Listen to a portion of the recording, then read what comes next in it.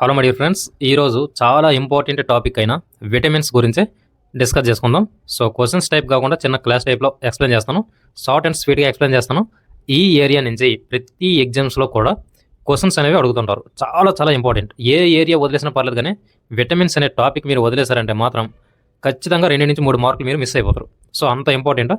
నీట్గా వినండి, నీట్గా ఎక్స్ప్లెయిన్ చేసుకుందాం. ఓకే. So first vitamins. ఆ విటమిన్స్ అనేవి ఎక్కడి నుంచి, ఏ భాష నుంచి తీసుకురావడం జరిగింది? ఆ పేరునంటే గ్రీక్ భాషలో తీసుకురావడం జరిగింది. సో వీటా అనగా గ్రీక్ భాషలో జీవితం అని అర్థం. సో వీటా అంటే ఏంటంటే లైఫ్. సో విటమిన్స్కి ఆ పేరు పెట్టింది ఎవరు? కాశ్మీర్ ఫంక్. అక్కడ రాసిన చూడండి, కాశ్మీర్ ఫంక్ అనే వ్యక్తి విటమిన్స్కి ఆ పేరు పెట్టడం జరిగింది. సో విటమిన్స్ యొక్క అధ్యయనాన్ని, స్టడీ ఆఫ్ విటమిన్స్ని ఏమంటారు? విటమినాలజీ అంటారు. అక్కడ నేను రాయలేదు, కానీ సింపుల్గా గుర్తుంటుంది, విటమినాలజీ అని గుర్తుపెట్టుకోండి. ఓకే. సో నెక్స్ట్ ఇక్కడ చూసినట్లయితే మీరు విటమిన్స్ అనేవి 2 రకాలు ఉంటాయి. 2 రకాలు, 2 టైప్ ఆఫ్ విటమిన్స్ ఉంటాయి. అవి ఏంటంటే నీటిలో కరిగే విటమిన్స్, కొవ్వులో కరిగే vitamins. Water soluble vitamins, fat soluble విటమిన్స్గా మనం చెప్పుకుంటూ ఉంటాం. సో ఈ వాటర్ సాల్యుబుల్ విటమిన్స్ అంటే ఏంటి? అవి ఎన్ని ఉన్నాయి? అలాగే కొవ్వులో కరిగేవి ఫ్యాట్ సాల్యుబుల్ విటమిన్స్ అంటే ఏంటి? అవి ఎన్ని ఉన్నాయి? ఇవి ఇప్పుడు మనం డిస్కస్ చేద్దాం. ప్రతిదీ కూడా చాలా ఇంపార్టెంట్. రిపీటెడ్గా ప్రతి ఆర్ఆర్బీ, ఎన్టీపీసీ అయినా, గ్రూప్ డి అయినా, అలాగే నార్మల్గా పోలీస్ కానిస్టేబుల్, గ్రూప్ 2 ప్రతి ఎగ్జామ్స్లో ఇవి రిపీటెడ్గా అడుగుతుంటారు. ఓకేనా. సో ఈ విటమిన్స్ టాపిక్ అంత ఇంపార్టెంట్, అందుకే నీట్గా వినండి. సో విటమిన్స్ మనం 2 టైప్స్ అని చెప్పుకున్నాం కదా. నీటిలో కరిగే విటమిన్స్, కొవ్వులో కరిగే vitamins, water soluble vitamins, fat soluble vitamins అని. సో ఇక్కడ నీటిలో కరిగే విటమిన్స్ అనేవి చూడండి, ఇవన్నీ బి కాంప్లెక్స్ విటమిన్స్గా చెప్తుంటాం. B1, B2, B3, B5, B6, B7, B9, B12, అలాగే సి. ఇది గుర్తుపెట్టుకోండి. ఇవన్నీ కూడా నీటిలో కరిగే విటమిన్స్, ఇవి వాటర్ సాల్యుబుల్ విటమిన్స్. ఓకేనా. వీటిలన్నింటినీ కలిపి ఏమంటాం? బి కాంప్లెక్స్ విటమిన్స్ అంటారు. ఓకేనా. సో నెక్స్ట్ రెండో చూడండి, కొవ్వులో కరిగే vitamins, fat soluble vitamins, ADEK. ఈ ADEK అనేవి ఫ్యాట్ సాల్యుబుల్ విటమిన్స్గా మనం చెప్పుకుంటూ ఉంటాం. ఓకేనా. ప్రతి దాని గురించి డీటెయిల్గా ఎక్స్ప్లెయిన్ చేస్తాను. ఎక్కువ ఏవైతే ఇంపార్టెంట్ పాయింట్స్ ఉంటాయో అవే ఎక్స్ప్లెయిన్ చేస్తాను. సో ఇప్పుడు ఫస్ట్ మనం ఈ కొవ్వులో కరిగే విటమిన్స్ ఫస్ట్ తీసుకుందాం. ADEK అనేది ఫస్ట్. విటమిన్ ఏ గురించి మనం ఇప్పుడు మాట్లాడుకుందాం. సో విటమిన్ ఏ కొవ్వులో కరిగే విటమిన్, ఇది ఫ్యాట్ సాల్యుబుల్ విటమిన్. గుర్తుపెట్టుకోవాలి, క్రింది వాటిలో ఏది నీటిలో కరిగే విటమిన్, కొవ్వులో కరిగే విటమిన్ అని చెప్పేసి ఇలా కూడా బేసిక్ క్వశ్చన్ అడిగేస్తూ ఉంటాడు. అది కూడా మీరు గుర్తుపెట్టుకోవాలి మీరు. ఓకే. సో దీని యొక్క రసాయనిక నామం వచ్చేసి రెటినాల్. రెటినాల్ అనేది దీని యొక్క రసాయనిక నామం, సైంటిఫిక్ నేమ్. ఓకేనా. సో లభించే పదార్థం ఏంటంటే క్యారెట్. క్యారెట్లో ఎక్కువగా లభిస్తూ ఉంటుంది. యాక్చువల్గా ఆకుకూరలో చూసుకున్నట్లయితే బచ్చలి కూర ఉంటుంది. ఆ బచ్చలి కూరలో ఎక్కువగా లభిస్తూ ఉంటుంది ఇది. తర్వాత అధికంగా ఉండే ఫలం వచ్చేసి బొప్పాయి. బొప్పాయి ఏదైతే ఉందో దాంట్లో ఎక్కువగా ఉంటుంది.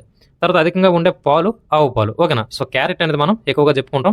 అడుగుతుంటాడు విటమిన్ ఏ క్రింది వాటిలో దేంట్లో ఎక్కువగా ఉంటుందని చెప్పేసి అడుగుతుంటాడు. ఒక్కసారి ఆకుకూర అడిగితే బచ్చల కూర, ఫలం అడిగితే బొప్పాయి, లేదంటే అధికంగా ఉండే పాలు అడిగితే ఆవు పాలు, ఏవి చెప్తాం. సో అక్కడ క్యారెట్ అనే ఆప్షన్ ఉంటే క్యారెట్ అనేది పిక్ చేసుకుంటాం. ఓకేనా. సో ఇలా డిఫరెంట్గా అడుగుతుంటాడు, నీట్గా గుర్తుపెట్టుకోవాలి. తర్వాత ఈ విటమిన్ ఏ లోపించడం వల్ల ఎలాంటి వ్యాధులు అనేవి మనకు వస్తాయి? నిక్టోలోపియా అనే వ్యాధి వస్తుంది. నిక్టోలోపియా అంటే ఏంటంటే రే చీకటి, అంటే కొంచెం మసక చీకటిగా ఉన్నప్పుడు కనిపించదు. సో అలాంటి వ్యాధులు వస్తాయి. తర్వాత జిరప్తాల్మియా అని చెప్పేసి ఉంటుంది. అది కూడా ఏంటంటే పొడి కళ్ళు. ఓకేనా. సో పొడి కళ్ళు మన కంటిలో పొడిగా అయిపోతూ ఉంటాయి, తేడారిపోతూ ఉంటుంది. ఓకేనా. సో అలా తర్వాత బయట మచ్చలు ఇలాంటివి ఉంటాయి. సో కంటిలో కొన్ని రకాల మచ్చలు రావడం ఇలాంటివి వస్తుంటాయి. ఇలాంటి డిసీజ్ అనేది వస్తుంటుంది. దేనివల్ల వస్తుంది? విటమిన్ ఏ అనేది లోపించడం వల్ల వస్తుంది. ఓకేనా. సో ఇంపార్టెంట్ ఇక్కడ ఏంటంటే ఈ విటమిన్ ఏ యొక్క రసాయనిక నామం రెటినాల్. ఎక్కువగా ఎందులో ఉంటుంది? క్యారెట్లో ఉంటుంది. ఇది లోపించడం వల్ల రే చీకటి అనేది వస్తుంది. ఓకేనా. పొడికళ్ళు, రే చీకటి ఇలాంటివన్నీ వస్తుంటాయి. కాబట్టి మనం ఇలా గుర్తుపెట్టుకోవాలి. ఓకే. ఇది ఓవరాల్గా విటమిన్ ఏ గురించి నీట్గా గుర్తుపెట్టుకోండి. క్వశ్చన్ ఎలాగైనా అడుగుతాడు, ఒకటే యాంగిల్లో అడుగుతాడు, ఎలాగైనా అడుగుతాడు. ఓకే. సో మనం ఎలా అడిగినా సరే ఆన్సర్ చెప్పేటప్పుడు నేర్చుకోవాలి ఎప్పుడైనా. నెక్స్ట్ విటమిన్ డి గురించి మాట్లాడుకుందాం. సో విటమిన్ డి, దీని యొక్క రసాయనిక నామం కాల్సిఫెరాల్. సో దీని యొక్క సైంటిఫిక్ నేమ్ అంటే కాల్సిఫెరాల్. ఇది కూడా కొవ్వులో కరిగే విటమిన్. ఓకేనా. ఇది కూడా ఫ్యాట్ సాల్యుబుల్ విటమిన్. సో ఈ విటమిన్ డికి రకరకాల పేర్లతో పిలుస్తుంటారు. ఆ పేర్లు ఏంటి? సూర్యకాంతి విటమిన్, సన్షైన్ విటమిన్, అలాగే ఫ్రీ విటమిన్గా, హార్మోన్ విటమిన్గా, యాంటీ రికెట్స్ విటమిన్గా చెప్పుకుంటూ ఉంటారు. యాంటీ రికెట్స్ అని ఎందుకు చెప్పుకుంటున్నామంటే ఈ విటమిన్ డి పుష్కలంగా శరీరంలో లేకపోతే, దీని కొరత ఉంటే రికెట్స్ అనే వ్యాధి వస్తుంది. ఈ రికెట్స్ అనే వ్యాధి రాకుండా ఉండాలంటే ఈ విటమిన్ డి అనేది ఉండాలి. ఓకేనా. సో అందుకే దీన్ని యాంటీ రికెట్స్ విటమిన్గా చెప్పుకుంటూ ఉంటారు. సో ఈ విటమిన్ డి అనేది మన బాడీలో ఎలా తయారవుద్దంటే, మనం ఎప్పుడైనా ఎండలో కూర్చున్నప్పుడు సూర్యకాంతి మన శరీరం మీద పడినప్పుడు శరీరం లోపల ఉండే కొలెస్ట్రాల్ అనే కొవ్వు మనకి ఈ విటమిన్ డిగా మారుతుంటుంది. ఓకేనా. సో అలా మారి మన శరీరంలో ఉన్న ఎముకలకి, దంతాలకి ఎంతగానో ఉపయోగపడుతుంటుంది. ఓకేనా. సో అలా మీరు గుర్తుపెట్టుకోండి.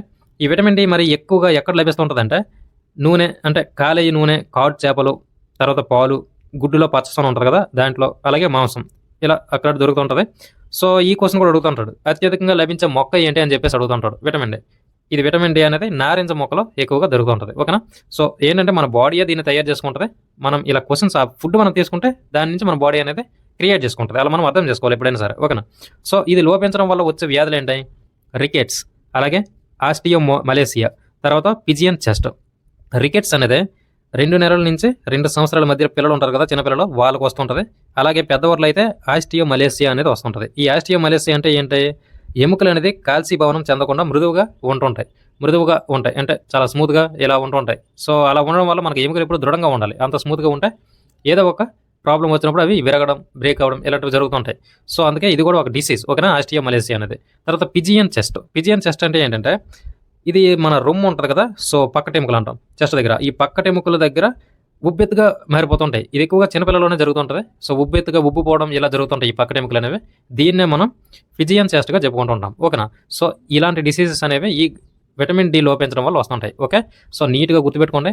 వ్యాధులేని అడుగుతాడు, లేదంటే దీని యొక్క ఇతర పేర్లు ఉన్నాయి కదా అవేని అడుగుతాడు, లేదంటే ఇది వాటర్ సాల్బుల్ విటమినా, ఫ్యాట్ సాల్బుల్ విటమినా అని అడుగుతాడు, లేదంటే దీని యొక్క సైంటిఫిక్ నేమ్స్ అనేవి అడుగుతాడు. ఓకే. ఇంతకు మించి అడగడు, ఇవే అడుగుతాడు. కాబట్టి నీట్గా గుర్తుపెట్టుకోండి. ఒక్కసారి అర్థం కాకపోతే ఇంకోసారి చూడండి, ఎక్కడైనా రాసుకోండి, లేదంటే ఒక స్క్రీన్ షాట్ లాగేసి నీట్గా నేర్చుకోండి. ఓకే.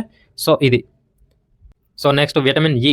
ఇది కూడా ఫ్యాట్ సాల్బుల్ విటమిన్, కొవ్వులో కరిగే విటమిన్. దీని యొక్క రసాయనిక నామం వచ్చేసి టోకోఫెరాల్.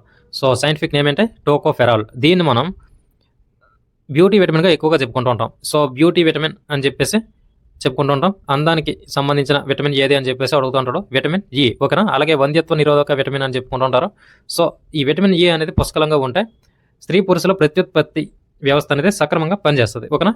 సో మనం ఒక మాటలో చెప్పుకోవాలనుకుంటే వంధ్యత్వం అనేది ఒక సెక్సువల్ డిసీజ్గా చెప్పుకోవచ్చు. ఓకేనా. సో అలా మీరు గుర్తుపెట్టుకోండి.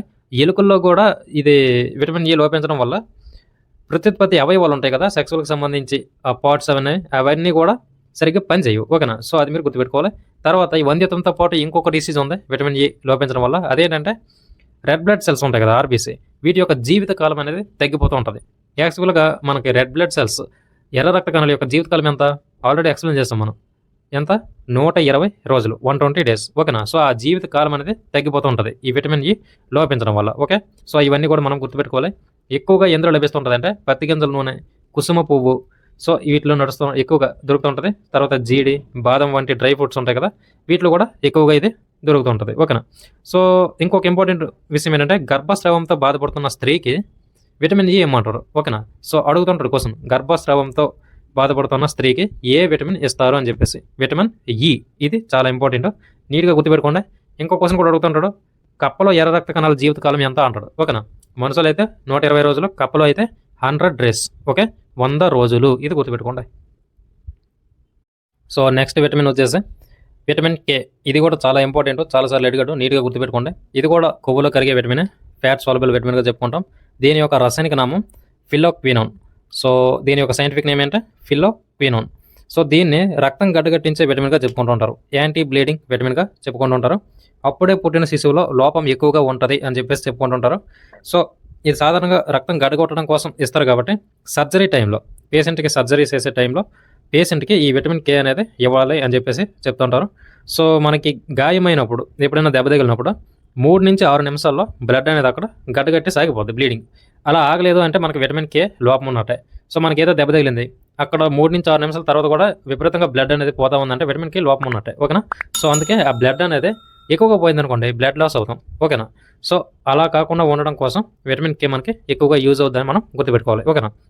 అలాగే ఇంకొక విషయం ఏంటంటే ఈ విటమిన్ కే వల్ల, అంటే ఇప్పుడు ఎప్పుడైనా కత్తితో పొడిచినా లేదంటే ఇంకేదైనా పేలుళ్ళు, బాంబులు పేలుతుంటాయి చూడండి.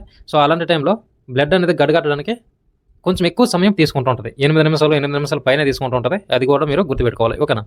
సో ఈ విటమిన్ కే లోపించడం వల్ల వచ్చే వ్యాధులు ఏంటంటే హెమరేజియా అనే వ్యాధి వస్తుంది. హెమ అంటే ఎప్పుడైనా గుర్తుపెట్టుకోండి బ్లడ్, హెమటాలజీ అంటే బ్లడ్కి సంబంధించిన అధ్యయనం. హెమరేజియా అంటే అధిక రక్తస్రావం, రక్తం గడ్డగట్టకపోవడం, క్లోమం దెబ్బతినడం, ఇలాంటి డిసీజెస్ అనేవి ఈ విటమిన్ కే లోపం వల్ల వస్తుంటాయి. ఓకే. సో చాలా ఇంపార్టెంట్ ఇది. దీన్ని మనం ఎక్కువగా ఎలా అడుగుతుందంటే సర్జరీ సమయంలో పేషెంట్కి విటమిన్ కే ఎందుకు ఇవ్వాలి అని చెప్పేసి అడుగుతారు, లేదంటే ఏ విటమిన్ ఇస్తారు అని చెప్పేసి అడుగుతుంటాడు. లేదంటే యాంటీ బ్లీడింగ్ విటమిన్ ఏంటి అని అడుగుతాడు, రక్తాన్ని గడ్డగట్టించే విటమిన్ ఏంటి అని అడుగుతాడు, లేదంటే విటమిన్ కే అనేది వాటర్ సాల్బుల్ విటమిన్, లేదంటే ఫ్యాట్ సాల్బుల్ విటమిన్ అడుగుతాడు, హెమరేజియా అంటే ఏంటి అని చెప్పేసి అడుగుతూ ఉంటాడు. ఓకేనా? సో ఎలా అడిగినా ఆన్సర్ చేసేటట్టు మీరు నేర్చుకోవాలి నీట్గా. ఓకేనా? సో ఇక్కడతో మనకి ఫ్యాట్ సాల్బుల్ విటమిన్స్ అన్నీ అయిపోయినాయి, ఏడీఈకే. సో ఇప్పుడు బి కాంప్లెక్స్ విటమిన్స్ అనేవి మనం నేర్చుకుందాం. సో వాటర్ సాల్బుల్ విటమిన్స్గా, నీటిలో కరిగే విటమిన్స్గా చెప్పుకుంటాం వాటిని. ఓకేనా? సో అవేంటో ఇప్పుడు చూద్దాం. సో ఈ బి కాంప్లెక్స్ విటమిన్స్ అనేవి మన నిత్య జీవితంలో ప్రతిరోజు తినే ఆహారంలో ఎక్కువగా లభిస్తుంటాయి మనకి. సో వీటి యొక్క ప్రభావం అనేది ఎక్కువగా గుండె మీద, హార్ట్ మీద ఉంటుంది.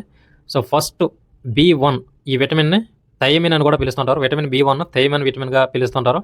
సో ఇది కూడా ఏంటంటే ఒక వాటర్ సాల్యుబుల్ విటమిన్, నీటిలో కరిగే విటమిన్గా చెప్పుకుంటుంటారు. ఈ విటమిన్ లోపించడం వల్ల బెరిబెరి అనే వ్యాధి వస్తుంది. సో ఈ బెరిబెరి అనే వ్యాధి వస్తే లక్షణాలు ఎలా ఉంటాయంటే హృదయ స్పందన సక్రమంగా లేకపోవడం, కండర క్షీణత అంటే మనకున్న మజిల్స్ అనేవి లాస్ అయిపోవడం, అలసట, నీరసం, ఆకలి మందగిస్తుంది అంటే ఆకలి పెద్దగా వేయదు, మూర్ఛ రోగం అంటే పిట్స్, పక్షవాతం, పెరాలసిస్, శ్వాస ఇబ్బంది, బ్రీతింగ్ ప్రాబ్లమ్స్ ఇవన్నీ కూడా వస్తుంటాయి. సో ఈ థైమిన్ విటమిన్నే యాంటీ న్యూట్రిక్ విటమిన్గా చెప్తుంటారు, యాంటీ బెరిబెరి విటమిన్గా చెప్తుంటారు. ఓకేనా? సో యాంటీ బెరిబెరి ఎందుకు చెప్తున్నారంటే థైమిన్ విటమిన్ లోపించడం వల్ల బెరిబెరి వ్యాధి అనేది వస్తుంది కాబట్టి. ఓకేనా? సో ఎక్కువగా పాలిష్ చేసిన బియ్యంలో ఇది లోపిస్తూ ఉంటుంది, ఈ థైమిన్ అనే విటమిన్. ఓకేనా? సింపుల్గా చాలాసార్లు అడిగిన క్వశ్చన్ అయితే బెరిబెరి అనే వ్యాధి క్రింది వాటిలో ఏ విటమిన్ లోపించడం వల్ల వస్తుంది అని ఇస్తాడు. థైమిన్ లేదంటే B1 ఇస్తే B1 అని పెట్టాలి. ఓకేనా? చాలా ఇంపార్టెంట్, గుర్తుపెట్టుకోండి. B1 విటమిన్ B1 థైమిన్ అని పిలుస్తుంటారు. ఓకేనా? ఇంకొక పాయింట్ ఏంటంటే ఈ B1లో సల్ఫర్ అను మూలకం కూడా ఉంటుంది, సల్ఫర్. ఓకే, అది కూడా గుర్తుపెట్టుకోండి. So next vitamin is B2. So vitamin B2 దీన్నే రిబోఫ్లావిన్ అంటారు. సో విటమిన్ B2 యొక్క సైంటిఫిక్ నేమ్, రసాయనిక నామం, శాస్త్రీయ నామం అని అడిగితే రిబోఫ్లావిన్గా మనం చెప్పుకుంటాం. ఓకేనా? సో మనకి ఆవు పాలు, కాలేయం, గుడ్డు, పచ్చ సొన ఇవన్నీ లేత పసుపు రంగులో ఉంటాయి. అలా ఉండడానికి కారణం ఏంటంటే ఈ B2 ఫ్లావిన్. ఓకే, సో నీట్గా గుర్తుపెట్టుకోండి. దీన్ని ఎల్లో ఎంజైమ్ అని కూడా పిలుస్తుంటారు. సో ఇది లోపించడం వల్ల కిలోసిస్, అలాగే గ్లాసిటైస్ ఇలాంటి వ్యాధులనే వస్తాయి. సో కిలోసిస్ అంటే ఏంటంటే నోరు మూలల్లో పగిలి రక్తస్రావం జరగడం, అలాగే గ్లాసిటైస్ అంటే నాలుగు ఎర్రగా మారి పుండ్లు ఏర్పడి అవి మెరుస్తుంటాయి. సో నాలుగు మీద ఎర్రటి పుండ్లు అనేవి ఏర్పడుతుంటాయి, అవి మెరుస్తుంటాయి. ఓకేనా? సో అలాంటి డిసీజ్ అనేది వస్తుంది ఈ గ్లాసిటైస్కి. ఓకేనా? చాలా ఇంపార్టెంట్, 2 వ్యాధులు ఇవి గుర్తుపెట్టుకోండి. అలాగే ఎక్కువగా ఇంపార్టెంట్ ఏంటంటే ఆవు పాలు, కాలేయం, గుడ్డు, పచ్చసొన ఇవన్నీ లేత పసుపు రంగులో ఉండడానికి కారణం ఏంటని అడుగుతాడు. దానికి కారణం ఏంటంటే రిబోఫ్లావిన్ లేదంటే ఎల్లో ఎంజైమ్ అని చెప్పేసి ఏది ఇచ్చినా B2 అని ఇచ్చినా మనం ఆన్సర్ చేయాలి. ఓకేనా? ఇది వాటర్ సాల్యుబుల్ విటమిన్. ఓకేనా? నీటిలో కరిగే విటమిన్. ఓకే, గుర్తుపెట్టుకోండి. సో నెక్స్ట్ విటమిన్ B3, దీన్ని నియాసిన్ అంటారు. సో B3 యొక్క సైంటిఫిక్ నేమ్ వచ్చేసి నియాసిన్. సో విటమిన్ B3 అనేది నీటిలో కరిగే విటమిన్, వాటర్ సాల్యుబుల్ విటమిన్గా చెప్పుకుంటుంటాం. సో దీన్ని యాంటీ పెల్లగ్రా విటమిన్గా కూడా చెప్తుంటారు, నికోటినిక్ యాసిడ్గా చెప్తుంటాం. సో ఈ యాంటీ పెల్లగ్రా విటమిన్గా ఎందుకు చెప్తున్నామంటే పెల్లగ్రా అనే వ్యాధి అనేది ఈ B3 లోపం వల్ల వస్తుంది. నియాసిన్ ఈ విటమిన్ లోపం వల్ల పెల్లగ్రా అనేది వ్యాధి వస్తుంటుంది. ఓకేనా? అలాగే మతిమరుపు, నిద్రలేమి, డయేరియా ఇలాంటి వ్యాధులు వస్తుంటాయి. అసలు పెల్లగ్రా అంటే ఏంటి? పెల్లగ్రా అంటే చర్మం వాచి పై పొర పులుసులాగా ఊడిపోతుంటుంది, దీన్నే పెల్లగ్రా అంటారు. ఓకేనా? సో మతిమరుపు అంటే మీ అందరికీ తెలిసిందే, కొంచెం జ్ఞాపక శక్తి అనేది కోల్పోతుంటాం. తర్వాత నిద్రలేమి అంటే నిద్ర సరిగా పట్టదు. డయేరియాని మనం తెలుగులో అతిసారం అంటాం. సో డయేరియా వలన ప్రపంచవ్యాప్తంగా చిన్నపిల్లలు అనే వాళ్ళు ఎక్కువగా చనిపోతున్నారు. ఓకేనా? సో ఈ డయేరియా అనేది ఏ వైరస్ వల్ల వస్తుంది? రోటా వైరస్ వల్ల వస్తుంది. మరి ఆ రోటా వైరస్కి ఇచ్చే టీకా ఏదంటే రోటా వైరస్ టీకా. చాలా ఇంపార్టెంట్, డయేరియాకి ఇచ్చే ముందు అది. ఓకేనా? రోటా వైరస్ టీకా. ఓకే, చాలా ఇంపార్టెంట్, గుర్తుపెట్టుకోండి, అడుగుతుంటాడు. ఓకేనా? B3 అనేది విటమిన్, ఈ విటమిన్ లోపించడం వల్ల డయేరియా వ్యాధి వస్తుంది. ఆ డయేరియా అనేది ఏ వైరస్ వల్ల వస్తుంది అంటే రోటా వైరస్. ఆ రోటా వైరస్కి ఇచ్చే టీకా ఏదంటే రోటా వైరస్ టీకా. ఓకే, ఇది గుర్తుపెట్టుకోండి, చాలా important. B3 niacin. Okay, so next vitamin B5, దీన్నే పాంటోథెనిక్ ఆమ్లం అంటారు. సో పాంటోథెనిక్ యాసిడ్ అంటారు. సో చిలకడ దుంప, ఈస్ట్, వేరుశనగ, ఆకుకూరలు, కాయగూరలు ఇట్లా ఎక్కువగా దొరుకుతుంటుంది ఇది. వ్యాధులు ఏంటంటే ఈ B5 లోపించడం వల్ల కోళ్ళు ఉంటాయి కదా, ఆ కోళ్ళ కాలాల్లో మంటలు అనేవి ఏర్పడుతుంటాయి. సో ఇది ఈ B5 గురించి. కొన్ని విటమిన్స్ ఇంపార్టెంట్గా చదువుకోవాలి, కొన్ని విటమిన్స్ లైట్ చదువుకున్నా సరిపోద్ది. ఓకేనా? నేను ఏవైతే ఇంపార్టెంట్ క్వశ్చన్స్ వస్తాయని చెప్పేసి అక్కడ ఎక్స్ప్లెయిన్ చేసి మరి చెప్పాను, వాటి నుంచి ఎక్కువ క్వశ్చన్స్ వస్తుంటాయి. ఓకేనా? ఇలాంటివి కూడా అడుగుతాడు, కాకపోతే రేర్, ఎప్పుడైనా అడగడు. ఓకేనా? So next vitamin is B6, vitamin B6. దీని యొక్క సైంటిఫిక్ నేమ్ వచ్చేసి పైరిడాక్సిన్. సో యాంటీ ఎనిమియా విటమిన్గా చెప్పుకుంటుంటారు, రక్తహీనత నిరోధక విటమిన్గా దీన్ని చెప్పుకుంటుంటారు. సో యాక్చువల్గా ఎనిమియా అనేది ఎప్పుడు వస్తుంది? రక్తహీనత అనేది మన బాడీలో, మన బ్లడ్లో ఐరన్ కంటెంట్ అనేది ఎక్కువగా ఉంటుంది. అక్కడ చూడండి కింద, మానవ రక్తంలో అధికంగా ఉండే లోహ మూలకం Fe అని ఇచ్చారు. Fe అంటే ఏంటి అసలు? ఫెర్రం. ఫెర్రం అంటే ఇనుము, ఐరన్. ఓకేనా? సో ఈ ఇనుము, ఐరన్ అనేది ఎప్పుడైతే మన కంటెంట్ తగ్గిపోతూ ఉంటుందో సో అప్పుడు మనకి ఈ ఎనీమియా అనేది రావడం జరుగుతుంటుంది. అలాగే ఆర్బీసీల సంఖ్య కూడా తగ్గిపోవడం జరుగుతుంటుంది. ఓకేనా? సో B6 అనేది పైరిడాక్సిన్గా చెప్పుకుంటాం. దీన్నే యాంటీ ఎనిమియా విటమిన్గా కూడా చెప్పుకుంటూ ఉంటాం. ఓకేనా? చాలా ఇంపార్టెంట్ ఇది, నీట్గా గుర్తుపెట్టుకోండి. ఎక్కువగా అడుగుతుంటాడు. ఓకే, ఇప్పుడు ఆకుకూరలు, పాలు, డ్రై ఫ్రూట్స్, బెల్లం ఇలా ఆహారంగా తీసుకుంటే ఈ B6 అనేది మన శరీరంలో పుష్కలంగా మెయింటైన్ చేసుకోవచ్చు. ఓకేనా? ఒక్కోసారి ఫుడ్స్ అడుగుతాడు. ఫుడ్స్ చాలా తక్కువగానే వీటి యొక్క సైంటిఫిక్ నేము అలాగే వ్యాధులు, డిసీజెస్ ఎక్కువగా అడుగుతుంటాడు. ఓకేనా? B6 లోపించడం వల్ల వచ్చే వ్యాధులు ఏంటి అని చెప్పేసి అడుగుతాడు. ఎనిమియా, రక్తహీనత, అలాగే ఆర్బీసీల సంఖ్య తగ్గడం. ఓకేనా? సో ఇంకోలా అడుగుతాడు, రక్తంలో ఏ లోహ మూలకం తగ్గిపోవడం వలన ఎనిమియా వస్తుందని చెప్పేసి అడుగుతుంటాడు. Fe, ferrum. ఓకే, ఇది గుర్తుపెట్టుకోండి. Next vitamin B7. సో దీని యొక్క రాసాయనిక నామం, సైంటిఫిక్ నేమ్ వచ్చేసి బయోటిన్. సో ఈ విటమిన్ B7 అనేది సల్ఫర్ని కలిగి ఉంటుంది. గుర్తుపెట్టుకోండి, B1 అలాగే B7 ఈ రెండు కూడా సల్ఫర్ని కలిగి ఉంటాయి. చాలా ఇంపార్టెంట్, గుర్తుపెట్టుకోండి ఇది. సో ఈ B7 అనేది ఎక్కువగా పప్పులో లభిస్తుంటుంది మనకి. సో వ్యాధులు ఏంటంటే B7 లోపించడం వల్ల, బయోటిన్ లోపించడం వల్ల కండరాల నొప్పులు, అలసట, నాడి మండల వ్యాధులు, మానసిక సమస్యలు ఇవన్నీ కూడా వస్తుంటాయి. ఓకే, బయోటిన్ అంటే B7 అని గుర్తుపెట్టుకోండి. ఓకేనా? Next vitamin B9. Vitamin B9 folic ఆమ్లంగా చెప్పుకుంటూ ఉంటాం, ఫోలిక్ యాసిడ్. సో ఐరన్ ఎక్కువ కలిగి ఉంటుంది. గర్భిణీ స్త్రీలకి ఎక్కువ అవసరం ఇది. ఆర్బీసీ, WBCల ఉత్పత్తికి ఎక్కువ యూజ్ అవుతుంటుంది. సో వ్యాధులు వచ్చేసి మానసిక రుగ్మత గల శిశువులు జన్మిస్తుంటారు ఈ B9 లోపం వల్ల. ఓకేనా? సో ఇది కూడా నీటిలో కరిగే విటమిన్స్, వాటర్ సాల్యుబుల్ విటమిన్స్గా చెప్పుకుంటూ ఉంటాం. చాలా ఇంపార్టెంట్, గుర్తుపెట్టుకోండి ఇవన్నీ కూడా. సో ఎక్కువగా అడుగుతుంటాడు ఇలాంటి అంటే ఇప్పుడు చూడండి, మానసిక రుగ్మత గల శిశువులు ఏ విటమిన్ లోపం వల్ల జన్మిస్తుంటారు అని అడుగుతుంటాడు. అలాగే గర్భిణీ స్త్రీలకు ఎక్కువగా అవసరమయ్యే విటమిన్ ఏది అని చెప్పేసి అడుగుతుంటాడు. B9. ఓకేనా? చాలా ఇంపార్టెంట్, గుర్తుపెట్టుకోండి. So next vitamin B12. Vitamin B12 చాలా ఇంపార్టెంట్ ఇది కూడా. సో దీని యొక్క రసాయనిక నామం వచ్చేసి సైనకోబాలమిన్గా చెప్పుకుంటూ ఉంటారు. ఎనర్జీ డ్రింక్లో అధికంగా ఉంటుంది. ఇది అడుగుతుంటారు కోసం, ఎనర్జీ డ్రింక్లో ఏ విటమిన్ ఉంటుందని చెప్పేసి B12. అలాగే ఈ B12 విటమిన్లో కోబాల్ట్ అనే లోహం ఉంటుంది. ఓకేనా? కోబాల్ట్ అనే మెటల్ అనేది ఈ B12 విటమిన్లో ఉంటుంది. మనం లాస్ట్ వీడియోలో కూడా ఎక్స్ప్లెయిన్ చేసాం. కోబాల్ట్, B12 విటమిన్ అనేది అంటే B12 విటమిన్లో ఏ లోహ మూలకం ఉంటుంది అని చెప్పేసి క్వశ్చన్. ఓకేనా? కోబాల్ట్ చాలా ఇంపార్టెంట్, ఎక్కువసార్లు రిపీట్ అయింది ఆ క్వశ్చన్. ఓకేనా? సో మరి ఈ B12 లోపించడం వల్ల ఎలాంటి వ్యాధులు వస్తాయంటే పెర్నీసియస్ ఎనిమియా, సో హానికర రక్తహీనత అని చెప్తుంటారు. ఓకేనా? ఆర్బీసీల సంఖ్యతో పాటు హిమోగ్లోబిన్ శాతం కూడా తగ్గిపోతూ ఉంటుంది. అంటే రెడ్ బ్లడ్ సెల్స్ ఉంటాయి కదా, వాటితో పాటు హిమోగ్లోబిన్ శాతం కూడా తగ్గిపోతూ ఉంటుంది. సో అలాంటి డిసీజ్ అనేది వస్తుంటుంది ఈ B12 లోపం వల్ల. ఓకేనా?